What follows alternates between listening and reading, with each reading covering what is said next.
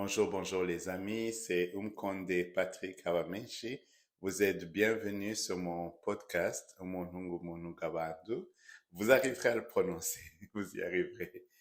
On va un peu s'entraîner là-dessus une autre fois. Mais voilà, aujourd'hui, je vais vous amener dans le passé, encore une fois, mais différemment de la dernière fois. C'est, comme je vous l'avais dit, j'utilise souvent mon journal pour mettre des idées, de choses sur lesquelles je suis en train de travailler. Et une des façons dont j'ai utilisé les mémos audio dans les années passées, c'est pour m'aider à préparer les biographies que j'aime écrire. Vous savez que j'écris des biographies, j'ai fait même des petites vidéos qui sont sur ma chaîne YouTube. Vous pouvez les chercher et les regarder. Ça s'appelle Umukonde Presents ou Umukonde Présente. Et puis, il y a des biographies. Celles que j'ai sur ma chaîne ici, ce sont des biographies de Rwandais exemplaires. Et sur mon profil Facebook, vous allez voir d'autres histoires que j'ai pas mis encore en vidéo. Ce sont des histoires d'Africains extraordinaires. Donc, j'utilise les mémos un peu quand des idées sont en train de me venir. Je suis en train de formuler le texte, mais c'est encore dans ma tête. Souvent, c'est comme ça. Si je vais écrire un texte, je le formule presque dans l'entièreté dans ma tête et puis je le mets par écrit quand c'est vraiment arrivé à maturité. Et donc, je vais partager avec vous un mémo que j'ai fait en janvier 2020. Le 11 janvier 2020, j'étais à Kinshasa, mais ça n'a rien à voir avec Kinshasa, ce message-là que j'ai enregistré et cette biographie que j'ai partagée avec vous. Alors, une fois que vous aurez écouté ce message-là, vous allez savoir de qui il s'agit. Et puis, dans la description du podcast, je mets le lien vers cette histoire-là que j'ai présentée en vidéo le 13 janvier 2020. OK, on est ensemble. Je vous mets un petit interlude musical et puis je vous fais entendre le mémo que j'ai fait en 2020, en janvier 2020. Et puis alors, voilà, c'est ça le podcast d'aujourd'hui. C'est assez bref, mais je pense que vous le trouverez très intéressant.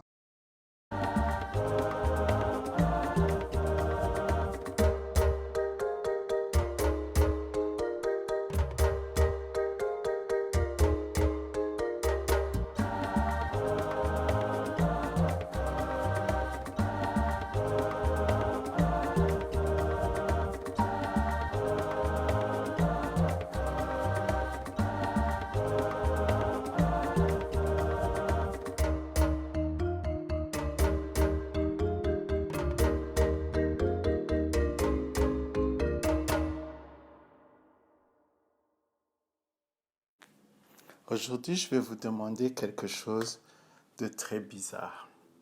Je vais vous demander de réfléchir aux choses qui vous angoissent le plus dans votre vie. Qu'est-ce qui vous angoisse dans votre vie? Réfléchissez-y. Gardez ça dans le secret de votre cœur, bien sûr. Réfléchissez, qu'est-ce qui vous fait trébucher dans la vie?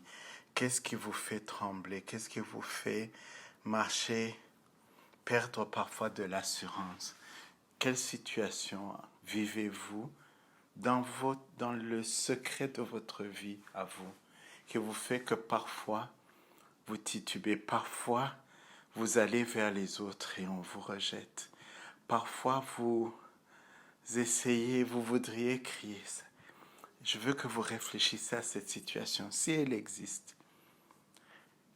Ensuite, je vais vous demander de porter vos plus beaux habits.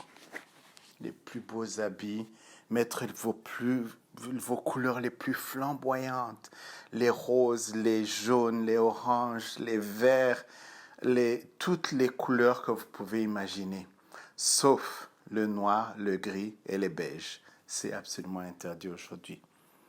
Je veux que vous mettiez un nœud de papillon avec les mêmes couleurs brillantes. Et si vous n'avez pas de nœud de papillon, choisissez une cravate. Pour les dames, peut-être choisirez-vous un foulard avec les plus belles couleurs que vous avez dans votre maison. Et je veux que vous les portez. Et je veux que vous alliez sur votre balcon ou que vous descendez au milieu de la place publique et que vous dites très haut et fort, je suis formidable. Mais avant que vous ne faisiez ça, il faut qu'on termine de lire cette histoire-ci. Formidable. Eh oui, pour moi, c'est ce que ce jeune homme a. C'est le message que j'ai eu de lui.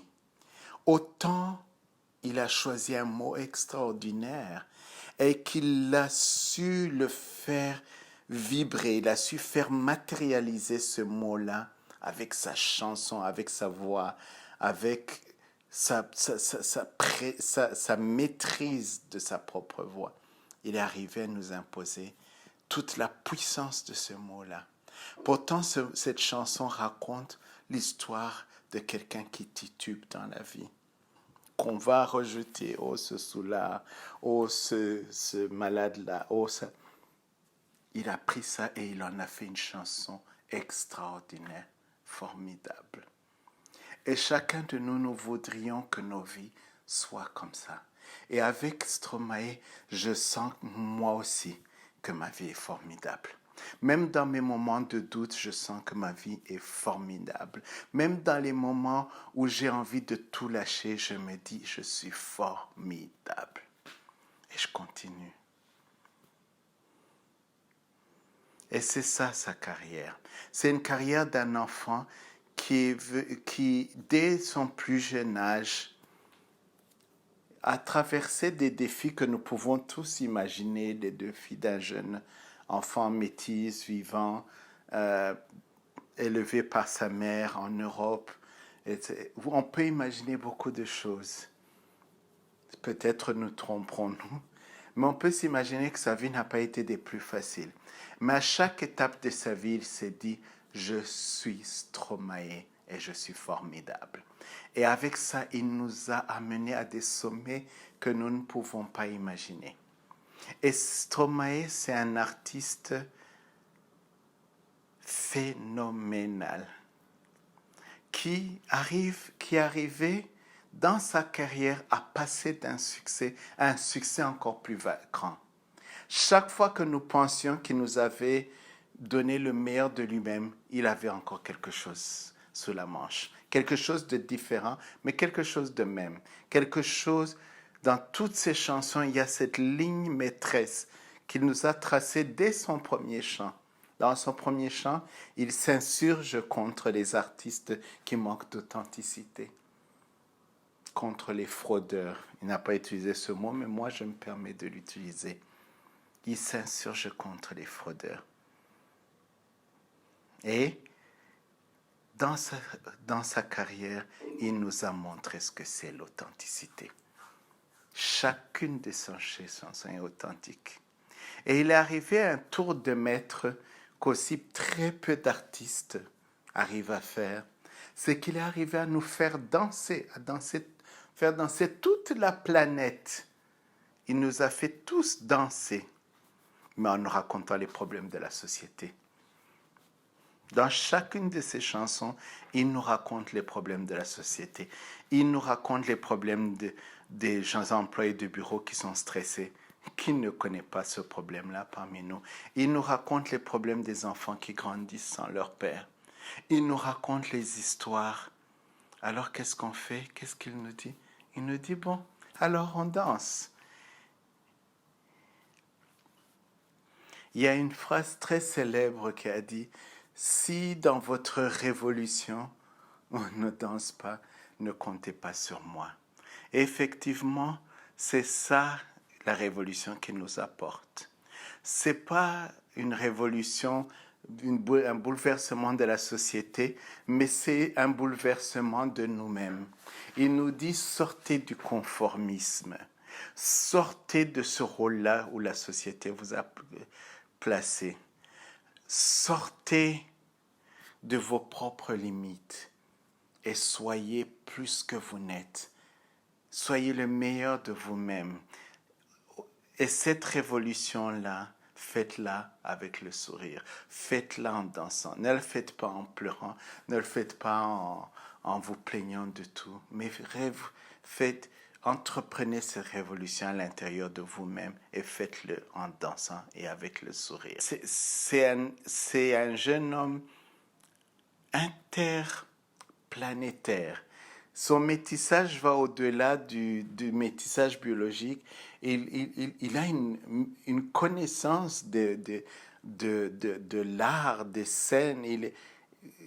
J'ai vu quelques clips de ses tournées en Afrique. Et j'étais surpris qu'à chaque fois, il se sent à l'aise comme si il avait grandi à Abidjan. Demain, je le vois à Brazzaville. Il a l'air qu'il a passé toute sa vie à Brazzaville. Et ça m'épate. Ça m'épate cette facilité qu'il a de se retrouver partout où il va. Et d'être quelqu'un de très simple. On le voit assis sur un plateau et il est quelqu'un qu'on sent qu'il a une simplicité en lui.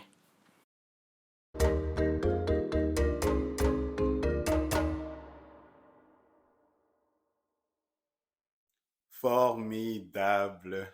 Oui, c'était Stromae. Et le portrait que j'ai développé de Stromae en français et en anglais est disponible sur cette chaîne. Vous pouvez voir les liens dans la description. Alors, pourquoi est-ce que j'ai partagé avec vous ce mémo que j'ai fait quand je préparais ce portrait de Stromae? C'est juste pour vous dire que dans la vie, il faut des passions. Il faut des passions personnelles qui vous permettent de vous échapper parfois du quotidien qui est très lourd. Si vous avez un travail qui vous prend beaucoup, c'est bien que vous vous donnez du temps en soirée, les week-ends, pour vous adonner à votre passion. Pour moi, la passion, c'est l'écriture, c'est la photographie, et donc c'est quelque chose qui m'occupe, qui illumine ma vie. Et à travers mes mots, j'espère aussi que je peux illuminer votre vie. Alors, aujourd'hui, nous sommes tous formidables. Et puis, si nous ne nous sentons pas aussi formidables que ça en ce moment, allons écouter une chanson de Stromae. Malheureusement, j'ai aucun droit sur sa musique, alors je pourrais pas le jouer dans ce podcast. Mais bon, allez en ligne et vous allez trouver ces chansons. Et puis, on se retrouve la prochaine fois. C'était Patrick Hawameshi. On me connaît Patrick Hawameshi. Et vous étiez dans un épisode de mon podcast. OK? Bye bye bye. Bonne journée.